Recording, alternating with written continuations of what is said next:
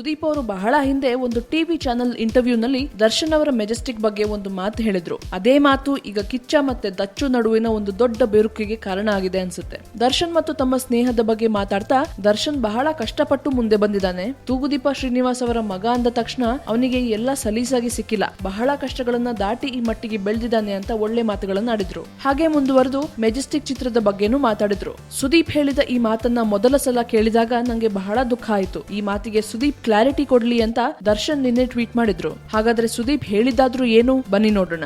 ಮೊದಲು ಇಂಡಸ್ಟ್ರಿಲಿ ದರ್ಶನ್ ಅವರ ಪ್ರಾರಂಭದ ದಿನಗಳ ಬಗ್ಗೆ ಮಾತಾಡ್ತಾ ಸುದೀಪ್ ಅವರು ಹೇಳಿದಿಷ್ಟು: ದರ್ಶನ್ ಫಿಲ್ಮ್ ಇಂಡಸ್ಟ್ರಿಗೆ ಬಂದಾಗಿಂದ ನಂಗೆ ಪರಿಚಯ. ನಾನು ಫಸ್ಟ್ ಟೈಮ್ ನೋಡಿದಾಗ ಚಾಮುಂಡೇಶ್ವರಿ ಸ್ಟುಡಿಯೋದಲ್ಲಿ ಕ್ಲಾಪ್ ಬೋರ್ಡ್ ಹಿಡ್ಕೊಂಡು ನಿಂತಿದ್ದ. ನಾನು ನೋಡಿ ಯಾರಿವನು ಅಂತ ಕೇಳಿದೆ. ತೂಗುದೀಪ ಶ್ರೀನಿವಾಸ್ ಅವರ ಮಗ ಅಂತ ಹೇಳಿದ್ರು. ನಂಗೆ ಆಶ್ಚರ್ಯ ಆಯ್ತು, ಅಂತ ಆರ್ಟಿಸ್ಟ್ ಮಗ ಇಲ್ಲಿ ಯಾಕೆ ಈ ತರ ನಿಂತಿದ್ದಾನೆ ಅಂತ. But I think it is the irony of our industry. ಹಾಗೆ ಮಾತು ಮುಂದುವರಿತಾ ಸುದೀಪ್ ಅವರು ಮೆಜೆಸ್ಟಿಕ್ ಚಿತ್ರದ ಬಗ್ಗೆನೂ ಮಾತಾಡಿದ್ರು.